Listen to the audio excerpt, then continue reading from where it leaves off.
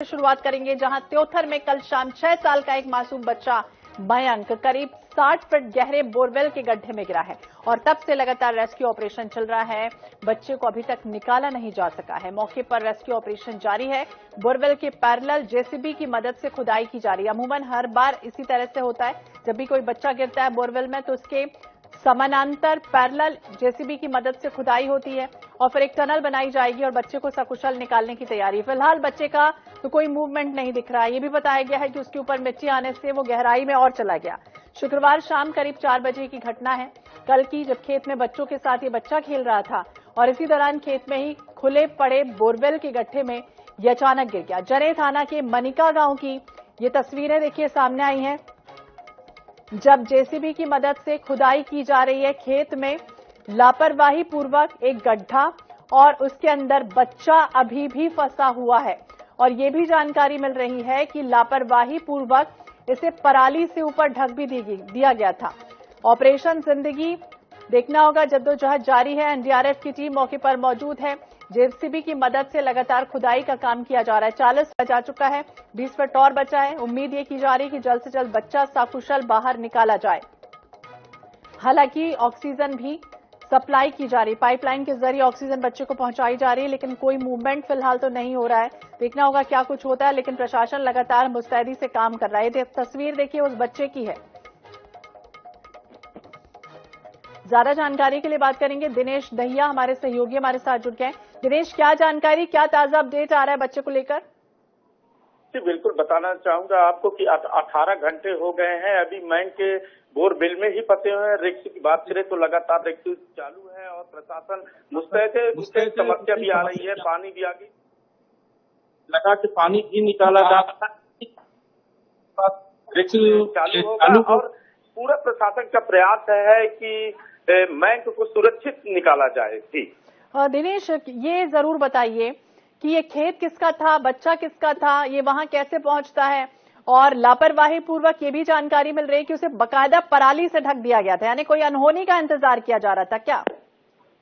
जी बिल्कुल, किसानों की बात करें तो किसान अपने खेतों में बोर तो करवाते हैं, बोरवेल करवाते हैं और जब उसमें पानी नहीं निकलता है तो उसमें पाइप नहीं डलवाते, ऐसे लापरवाही पूर्वक उसको खुला छोड़ देते हैं। जिसमें एक आदिवासी मैंक 6 साल का बच्चा था, अपने दोस्तों के साथ घूमते घूमते खेत में पहुंचा और अचानक उस गड्ढे में गिर गया नीचे। जब वो बच्चे थे तो उनके घर को सूचना दी, तब घर के लोग पहुंचे हैं और इसकी तत्काल प्रशासन को सूचना दी गई। प्रशासन तत्काल मुस्तैद हो गया और मौके पर कलेक्टर और देखिए प्रशासन तो अपना काम करेगा। जैसे ही जानकारी मिलेगी कि बच्चा गिर गया है तो प्रशासन तो मौके पर पहुंचेगा ही। आपसे सवाल कि खेत किसका था, क्या उसे जानकारी नहीं थी कि ये गड्ढा पहले से है, पराली से बकायदा उसे ढका गया, कुछ बच्चे वहां खेलते हुए पहुंच जाते?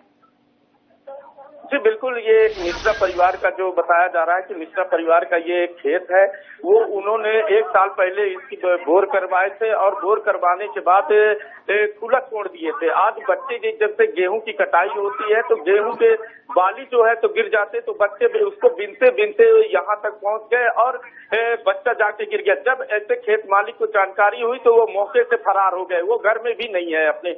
तो देखिए अब मौके से फरार हो गए क्योंकि कहीं ना कहीं लापरवाही तो हो चुकी है और 1 साल से आपने कहा कि 1 साल से गड्ढा इसी तरह से बना हुआ था और इंतजार किया जा रहा था कि किसी भी अनदेखी अनहोनी घटना का, और वो हो भी गया है। अब ये आपसे समझना चाहेंगे कि बच्चे की जो उससे बातचीत हो पा रही है क्या, कोई मूवमेंट अभी तक बच्चे का देखा गया, कैमरे डालने की कोशिश की गई वहां अंदर?